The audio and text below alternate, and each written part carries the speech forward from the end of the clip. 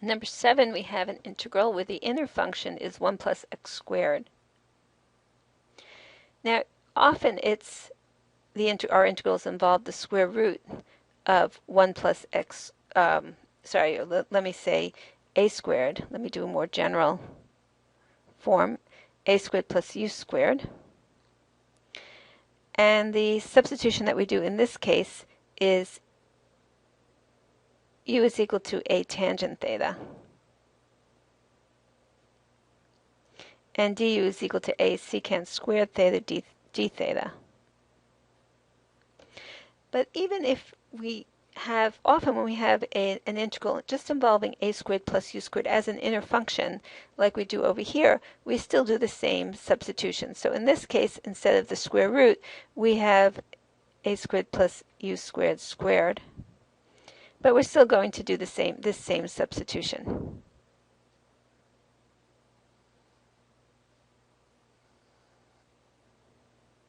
All right, so in our case, x is equal to u and a is equal to 1. So we have x is equal to tangent theta.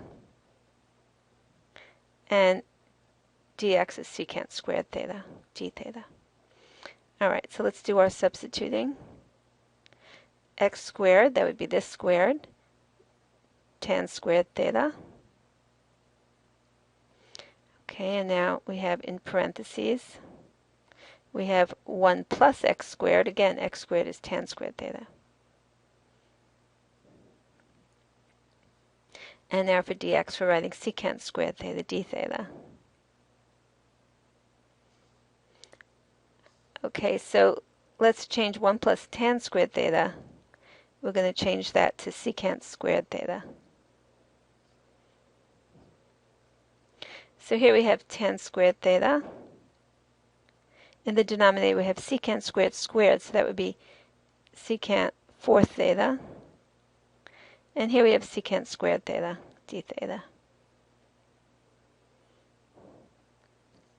All right, let's do some canceling over here.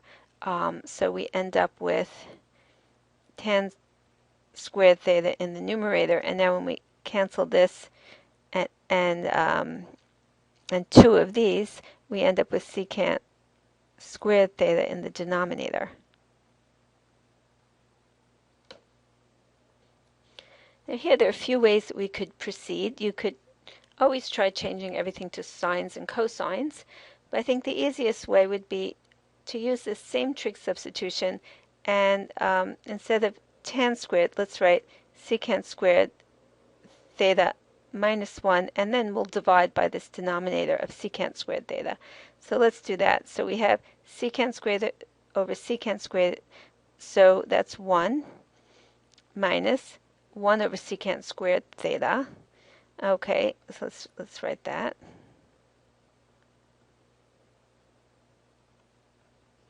Okay, so that's 1 minus, now 1 over secant is cosine squared, so this is cos squared theta.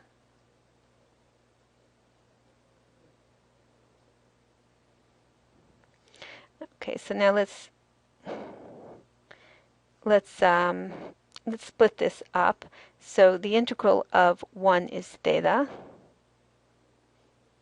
minus, and now we're integrating cos squared theta. We had the integral of 1 is theta. Now integrate cos squared theta, and we have to use the trig substitution again. So that's 1/2 1 plus cos 2 theta d theta. All right, so let's integrate this integral now. I'm going to copy over the theta minus 1/2, and now we'll integrate in here. The integral of 1 is theta. And this is almost the derivative of sine 2 theta. It's missing the 2, so this is plus 1/2 sine 2 theta.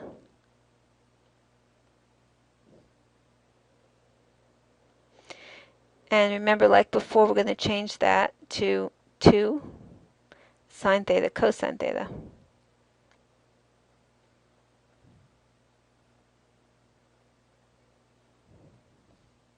All right, so now we're ready to copy over our triangle. Let's see, we had x equal tan theta. So let me write over here, x over 1 is equal to tangent theta. Opposite over adjacent.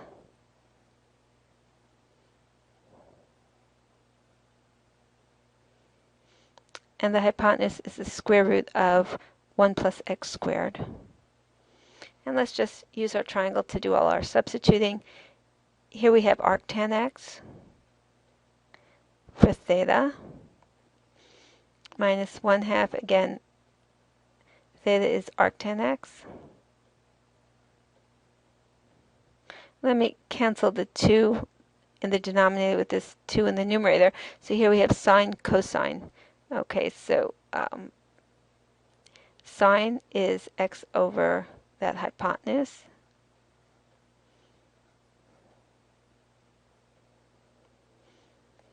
And cosine is 1 over that hypotenuse.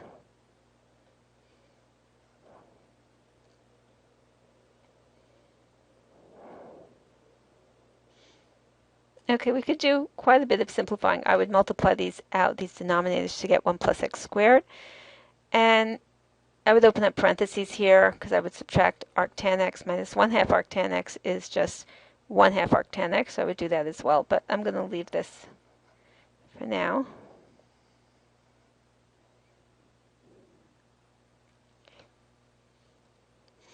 In number 8, you might recognize that in this integral, we're finding the area of 1/4 of a circle of radius 5. All right, if I just draw, let me just draw that little picture here of a circle of radius 5 centered at 0, 0.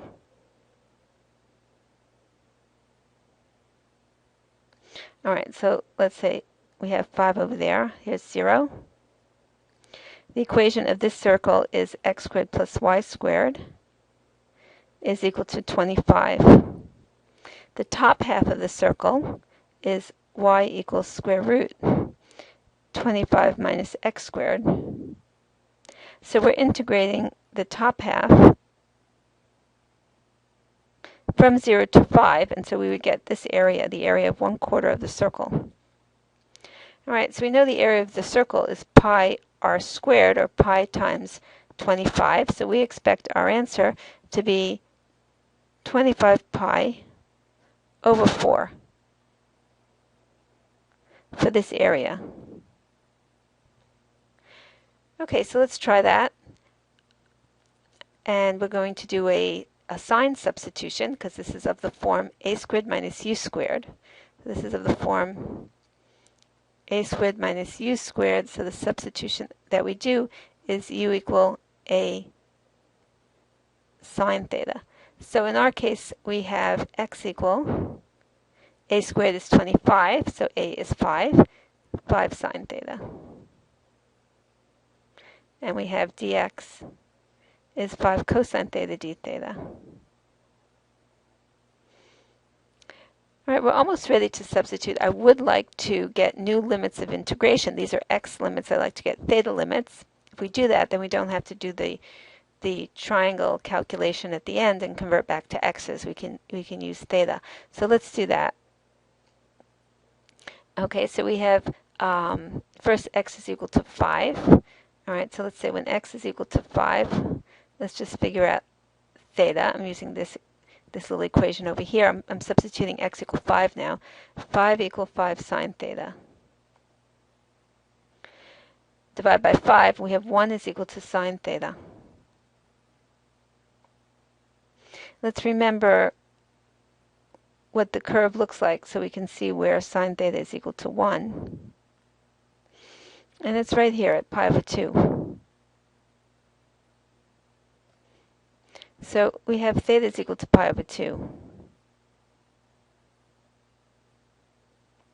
Here the range of theta comes in handy. I left it off, but when we do this substitution, we assume that theta is between minus pi over 2 and pi over 2. All right, and this is in that right range. This is in the range minus pi over 2, pi over 2. So, so theta equal pi over 2 would be correct. All right, so now let's do x equal 0, the other limit of integration, x equals 0. Again, we're using this little equation, and I'm going to write 0 equal 5 sine theta, or divide by 5, we have 0 equals sine theta. Okay, and sine of 0 is equal to 0, so theta is equal to 0. So there are new limits of integration from 0 to pi over 2. So let's do our substitution with these new limits. So now we're substituting, we're doing our theta substitution, and instead of 0 to 5, we're going to write 0 to pi over 2.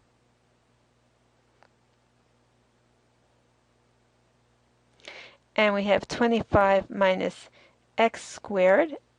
Here's x. X squared is 25 sine squared theta. And instead of dx, we have 5 cos theta d theta. All right, let's just continue to evaluate this.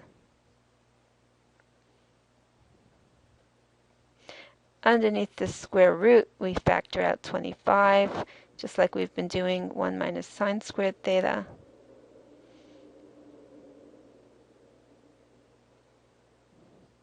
And this is cos squared theta. So now we're ready to remove that square root.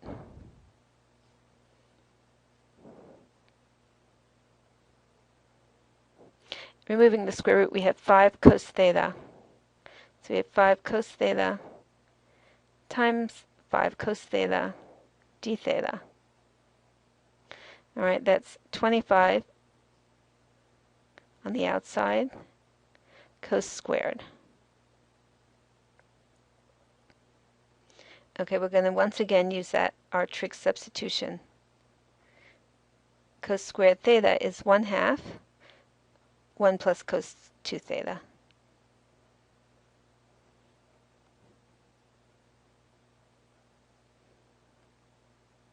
All right, let's integrate now.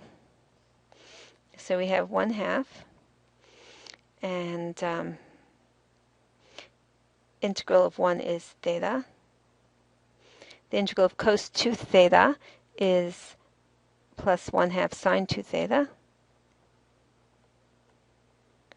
And we're going to integrate from 0 to pi over 2. We're going to substitute in. All right, first let's substitute in pi over 2 for theta, plus 1/2 sine pi over 2 times this 2 over here is just pi, sine pi, minus 1/2, 0, substitute in 0 now, plus 1/2 sine 2 times 0, or sine 0. Okay, now sine pi is 0, so this whole thing is 0. And sine 0 is also 0, so this is 0.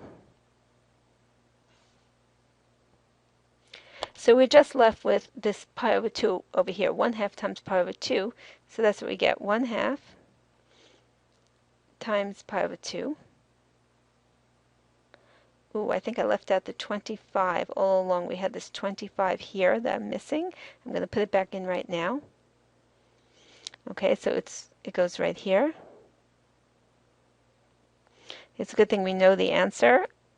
Whether we say the answer should be pi times 25 divided by 4. So that's how I realized that 25 is missing. I'm going to put it here. And here as well.